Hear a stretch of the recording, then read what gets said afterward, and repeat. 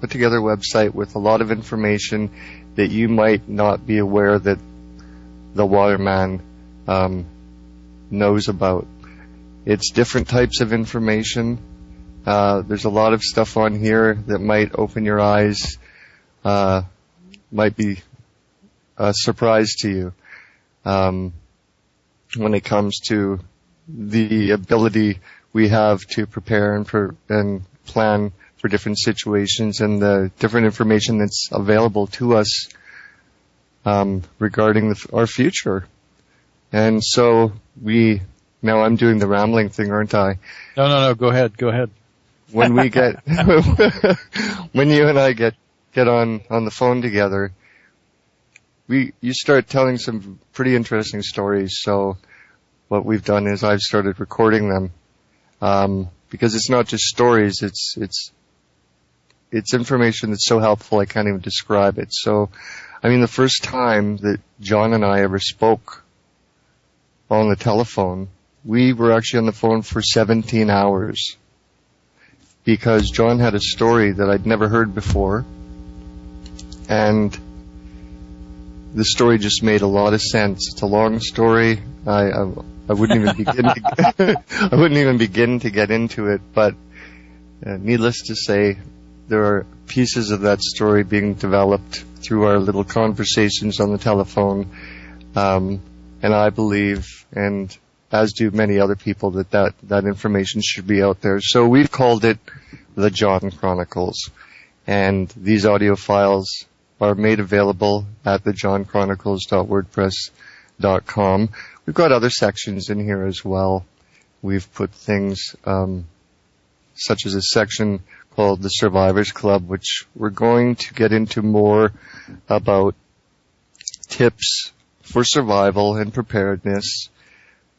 And each week we'll get new information. I know there's a lot of different sources out there. There's a lot of different books and information. John, you've probably read more books than most of us, and that's another part of the John Chronicles that you decided you'd put some time and effort into, and that is reviewing information that you've come across either in books or other media that you think would be beneficial to our ground crew out there. And I think what I'd like to input here is Tobias is giving me a particular opportunity to make a record of information that probably is very unique.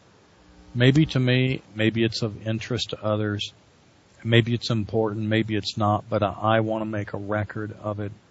Ever since I was offered foreign service work and turned it down, kind of that story, if you've ever seen the movie Spy Game, will kind of give you a little of an indication of what I've been in and what I've done, but there's lots of things that I need to make public and a record of it before it's too late. And so that's what I'm doing here, and Tobias is graciously volunteered to collect this information and put it together. So I want to thank Tobias for this opportunity. In the meantime, I also told him, let's make the information of, some of this information usable. So I've got a lot of experiences that I think might be useful. I have experiences that are just a part of a story in a bigger picture, and it might help somebody. I mean, my training is bivocational. I have 2 vocations. I've done 2 primary different kinds of things. But one of them brought me into an entirely new kind of world. Not the one that I do now, not being a doctor. But I just want to make sure that I collect this information and that I make it available. I'm going to be talking to you about geopolitical events. I'm going to be talking to you about international intrigue and espionage.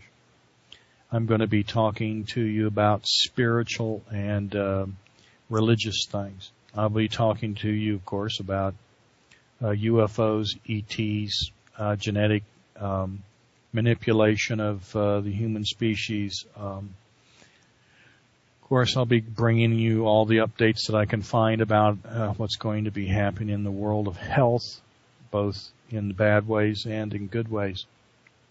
And then I have, information that I think will help give principles based on information that I have from my perspective.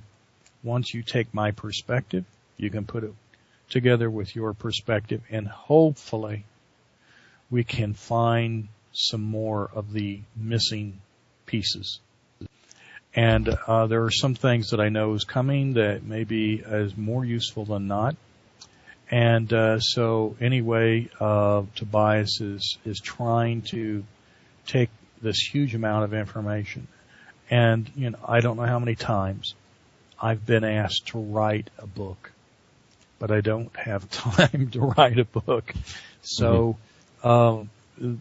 being able to chat or talk and tell my stories, get it recorded, even transcribed, is going to be the most efficient way. And I don't have, and nor do I see any way in the future right now that I even have time to publish. We might put something together in a book, Tobias, I don't know. Yeah. But I think that the most important thing is to use the technology that we have at hand that everybody can access and get information about. So in the meantime, no, this isn't just going to reside electronically. As soon as some of this stuff gets put up, it's going to be redundantly backed up. Some of it will be transcribed and typed, hopefully printed even. So in the meantime, that is what Tobias has graciously volunteered to do. So tell me, you've got any information about the effort here, Tobias, that you'd like to share with me, or us, all of us? Yeah, I was actually looking over different groups on the internet as usual, and there's actually something north side of the border, preparedness groups page. I found a Canadian side. It's somewhere in the midsection of Ontario, in the heart of Muskoka Wilderness Tourist Country. It's a 100-acre retreat. It's in the midst of. I'm just reading a little bit of information Go ahead on the and website. Read it. It's in the midst of rich and varied forest, but has clearings. It's only a half mile off a main 2-lane, but down a road that is almost anonymous. It's located between two cities of about 17,000 plus populations, so you're not far from a hospital or a mall, but far enough that none of the crap side of city living impinges on this space. It has a well drilled through 120 foot of the bedrock that provides pristine, sparkling, pure water you can drink fresh out of the well.